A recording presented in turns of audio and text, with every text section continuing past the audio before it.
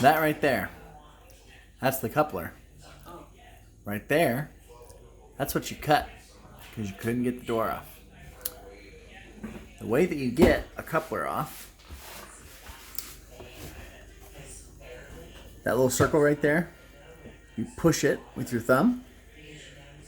You push it in, and then once you push that in, all you do is pull. See that? Pull this part out.